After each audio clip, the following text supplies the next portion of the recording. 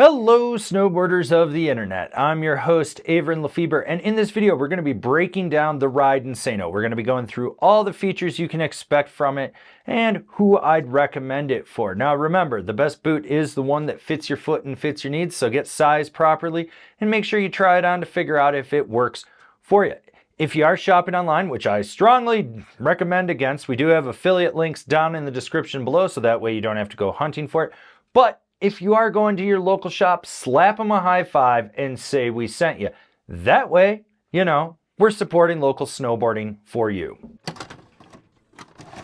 Let's talk about the shell on the Insano. This is the stiffest boot that Ride makes, and there's good reason for it. There's a ton of urethane in this, a ton of TPU, and other materials that add to the rigidity.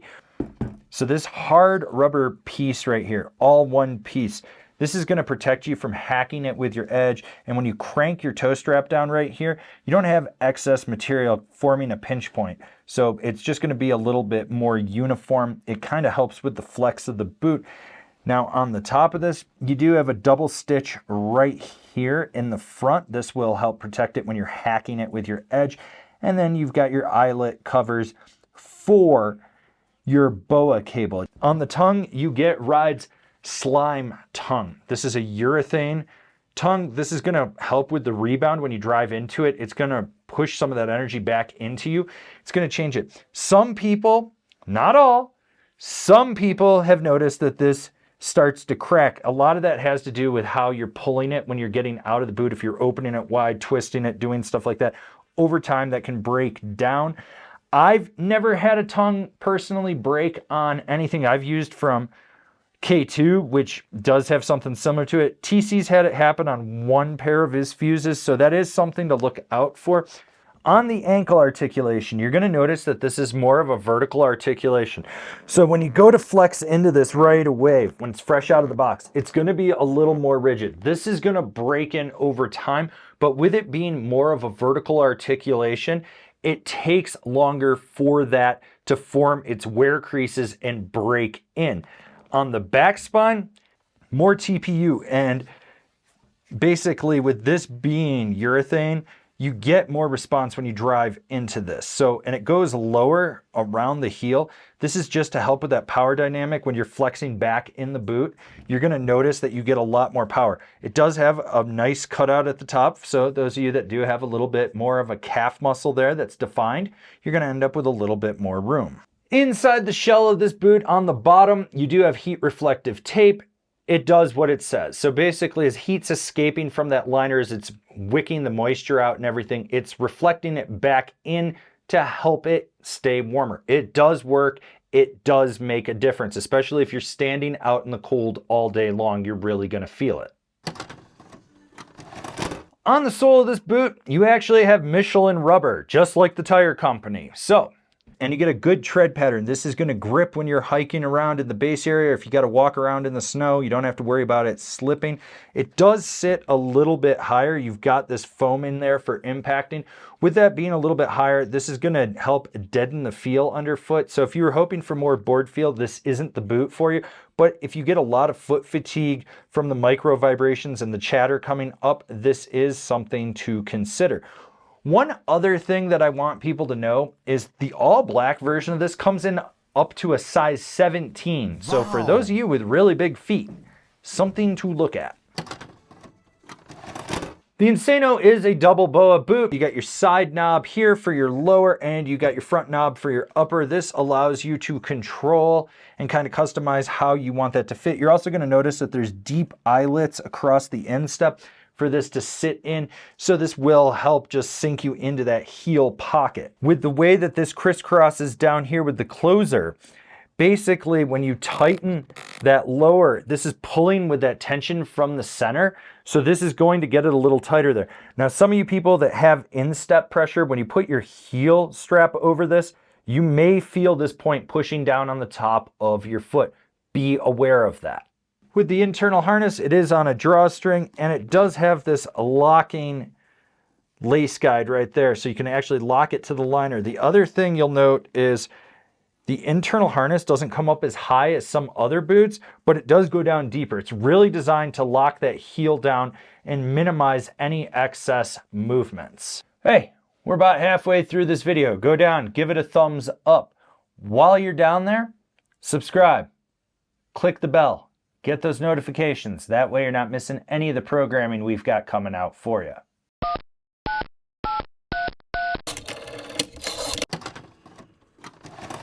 With the Insano, you get the Dream Liner. This is their highest end non-burrito wrap liner. Some people like burrito wrap, some people don't.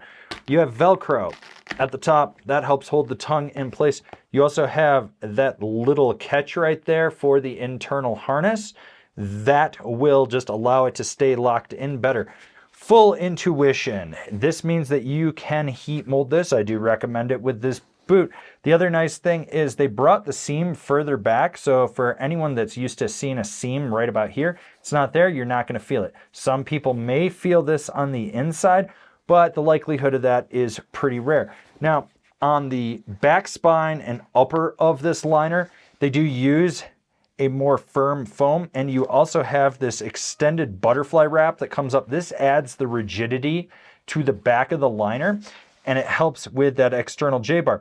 You have the cord out heel pocket as well. So if you got big ankle bones, this will protrude out a little bit more.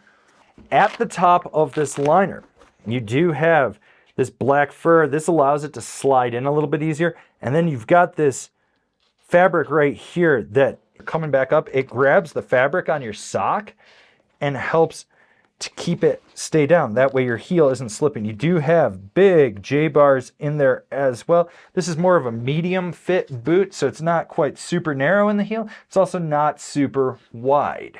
The footbed in the Insano is the Impacto Elite. You do have some excess posting in there. This is more rigid, and this is actually where it gives you some arch support. But the nice thing is it takes a lot of effort to really get this to push down. If you ride 10 to 15 days a year, this may be all you need.